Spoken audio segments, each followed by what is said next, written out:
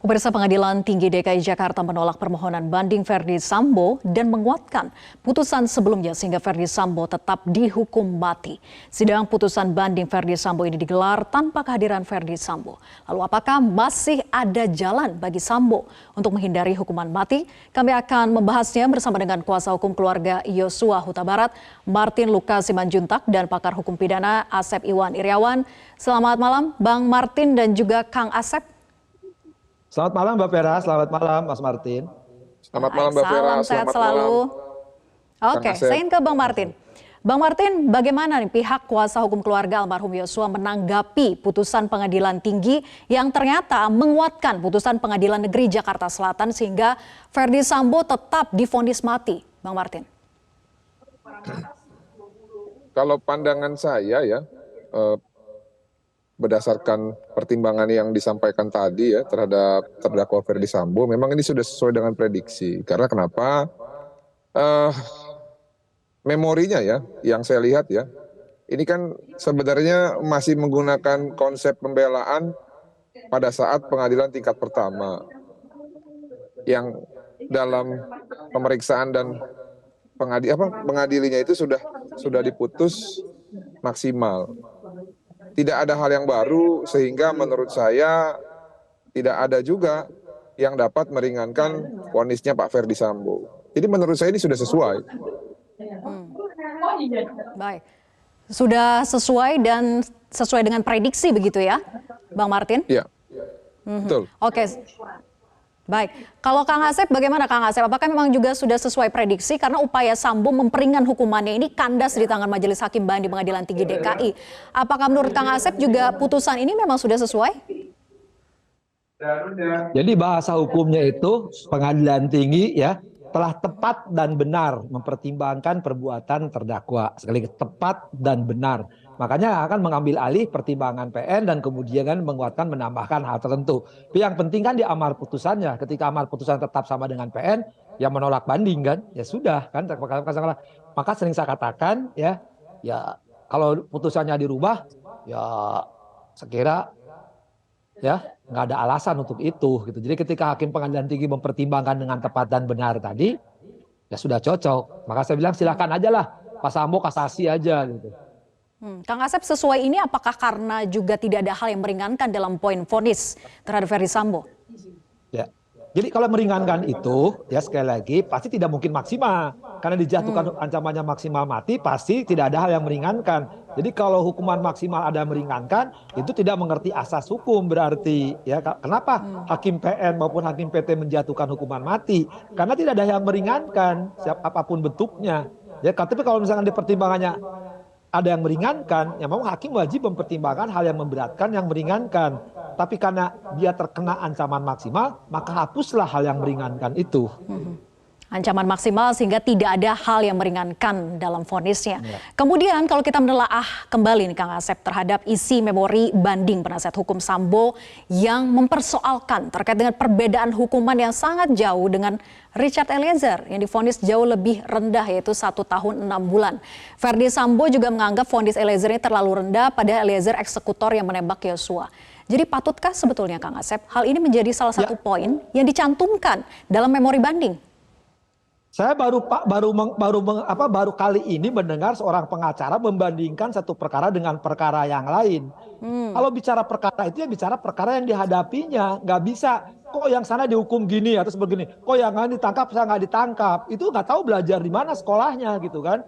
Ya, jadi ketika dia menghadapi kliennya dihukum segitu, ya tinggal bermainnya kenapa kliennya dihukum segitu, ya kenapa ringan, kenapa berat. Jadi tidak ada.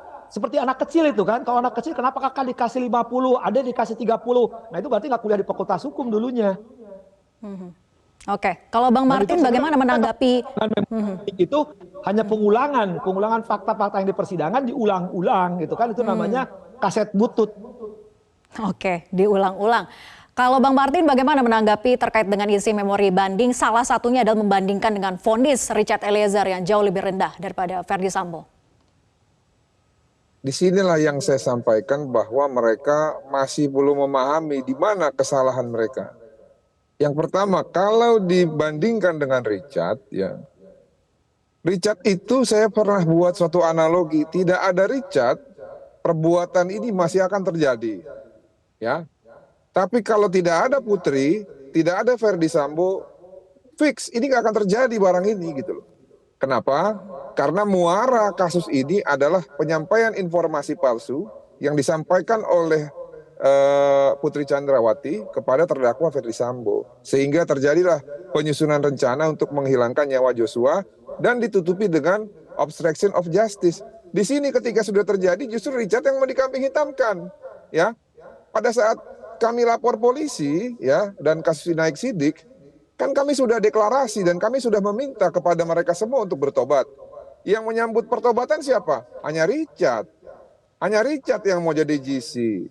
Ya, yang lain apa? Yang lain tetap bertahan dengan dalil-dalil mereka bahwa mereka benar, hanya salah perintah yang ditafsirkan salah oleh Richard sehingga meninggallah Joshua. Namun mereka lupa kalau itu memang salah tafsir, buat apa melibatkan Hendra Kurniawan, buat apa melibatkan Agus Nurpatria untuk mempengaruhi dan melakukan obstruction of justice. Makanya semua yang mereka bangun itu akhirnya runtuh berdasarkan apa? Berdasarkan hukum dan logika. Oleh karena itu gini Mbak ya, saya ingatkan, sulit untuk membantah sudah terjadi pembunuhan yang berencana yang dilakukan oleh Verdi Sambo. Ya, satu-satunya yang paling baik saat ini adalah mereka mengakui kesalahannya. Ya, dengan apa? Dengan berbuat jujur, ya, mengakui seluruhnya dan menyesali perbuatan tersebut.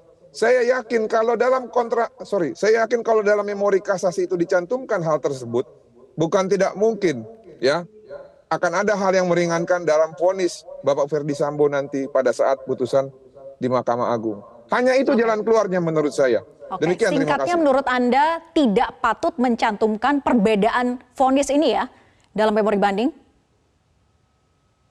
Kalau saya berpendapat boleh-boleh saja, tapi mereka harus objektif, ya. Ini kan mereka nggak objektif, mereka menganggap bahwa klien mereka benar, Richard lah yang salah. Itu yang tidak boleh menurut saya, ya. Padahal faktanya di sini Richard tidak punya kepentingan. Saya bukan pembela Richard loh. Banyak yang menyerang saya, kamu membela pembunuh. Enggak. Sebelum orang-orang membela Richard, saya yang nuduh Richard sebagai psikopat. Kenapa saya membela Richard? Karena saya butuh Richard untuk membela Joshua. Coba baca 184 KUHP, apa itu alat bukti? Saksi faktanya siapa? Hanya Richard yang mau bersuara. Terus saya mesti bela siapa supaya Richard itu mau bersuara? Banyak yang nyerang saya Mbak, saya katanya pembela pembunuh lah segala macam. Emang gue pikirin? Saya nggak peduli. Saya hanya membela keadilan. Demikian, terima kasih. Baik. Selain putusan Verdi Sambo, yaitu dalam pengadilan banding ini ditolak, begitu juga dengan banding dari Putri Chandrawati, yaitu tetap dengan vonis awal di pengadilan pertama, yaitu hukuman 20 tahun penjara. Tapi kita akan bahas usai jeda, tetap bersama kami di Prime Time News. Kita lanjutkan perbincangan pemirsa, saya ingin ke Bang Martin lagi. Bang Martin, jadi upaya hukum banding Putri Chandrawati juga ditolak oleh Pengadilan Tinggi DKI Jakarta sehingga Putri tetap divonis hukuman penjara 20 tahun. Apakah putusan ini memang sudah mewakili rasa keadilan pihak keluarga almarhum Yosua atau sebenarnya berharap lebih hukumannya dinaikkan?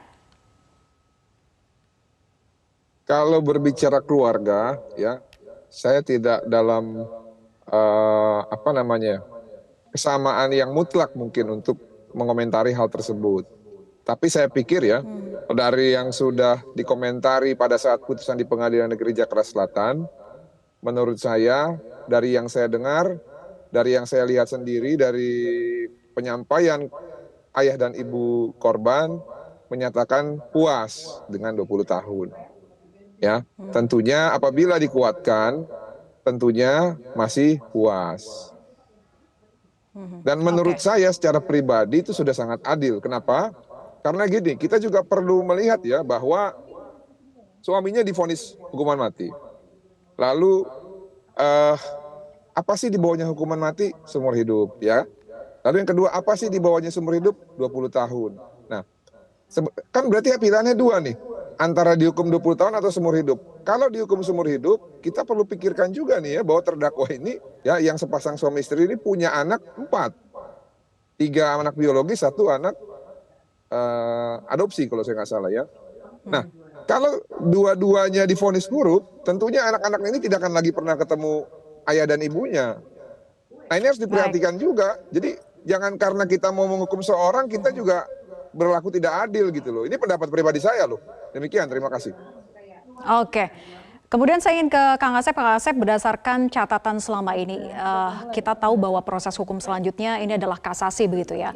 Keduanya berhak untuk melanjutkan upaya hukum selanjutnya itu kasasi ini. Apakah kasasi lebih berpotensi memberikan ruang keringanan hukuman bagi penggugatnya, Kang Asep? Dalam hal ini Ferdy Sambo dan juga Putri Chandrawati yang bandingnya sudah ditolak. Jadi kasasi itu diatur KUHP pasal 253. Kewenangan Mahkamah Agung itu hanya 3 ketika meriksa perkara. Dia sebagai judi curis. Kompetensi, apakah kewenangan selatan atau bukan. Kedua, penerapan hukumnya. 340 benar atau enggak. Ketiga, sidang diadili benar atau tidak. 2 itu jelas sudah gugur.